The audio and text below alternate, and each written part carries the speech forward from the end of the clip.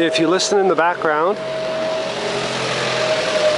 you'll hear the civil defense siren going off. It goes off, I think, once a month, and it goes back from the Korean War. It goes off a certain time, and everybody has to stay in their cars or stay in the subway, or if they're in the cars in the street, they just stop, not move anymore, and they just stay there. You probably can't hear it very well. Anyhow, it's Monday afternoon. It's a beautiful autumn kind of day, and it's cold. I'm wearing my jacket. It's more like winter. And have you ever been to those, been on a subway and you go from one station to the other, and you want to kind of see what's in between? Well, I've been going, you know, from Oksu to Youngsan here for a long time, and I always wanted to see up close and personal what it looks like between Icheon and Youngsan. So today I decided to get off and have a look around. And first I found this this old train station here.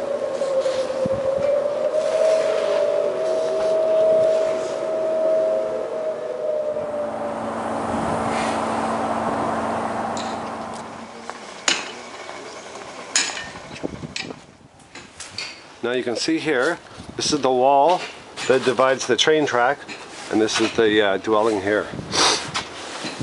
Now, I don't want to use the word controversial.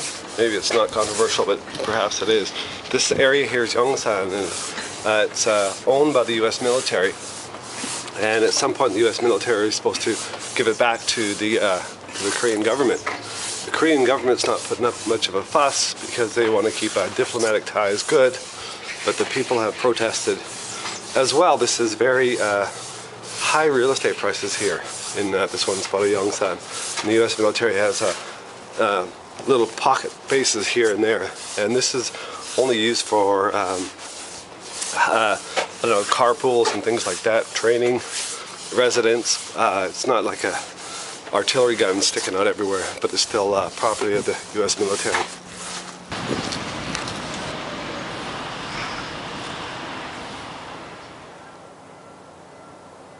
Back there in the direction of the light is a checkpoint. So I saw a soldier there. I couldn't tell if he was a Korean soldier or if he was an American soldier because he was wearing a full gas mask. So I just saw him standing there facing me, and the other side there was another armed guy in combat fatigues with the mask on. And I guess they're wearing the mask because of the civil defense drill. That there's a base here and some older buildings here, and the train station, there's train tracks on the other side of the base there. So there's Koreans actually living here, and this is US military property, but this particular part here is just where Koreans live, and I like it here because a lot of the places are really old and run down, little narrow alleys.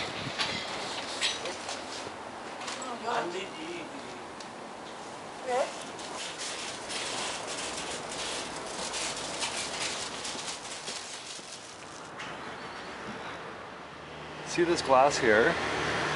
This is kind of common in Korea where they have a cement wall and they stick pieces of glass in so it's jagged and you can't climb it. And right above it here is all this barbed wire. So I'm guessing this is a residence for Korean soldiers.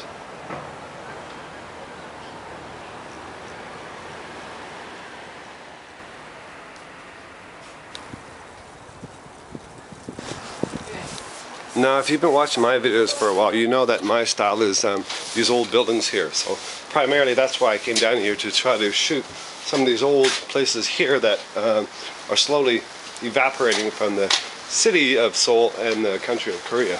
So it's kind of cool seeing this stuff. Look at this.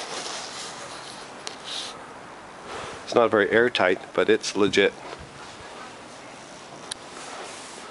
I love these little hidden worlds.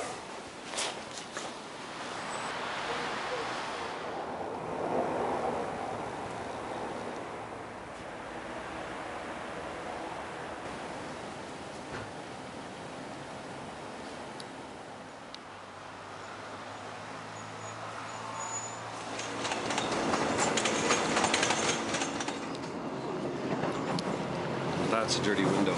So I'm back on the train now, and my hair's a bit messier because the wind's blowing like heck, and my fingertips are cold. It's windy, so as soon as the wind picks up here, it's cold. I thought I could see more than I anticipated, but a lot of the stuff that you can see when you're on the train is behind the army bases, so you can't access it. But thanks for coming along. I like spots like that. I kind of wish I discovered it a bit earlier when the weather was nicer. It would have took more time.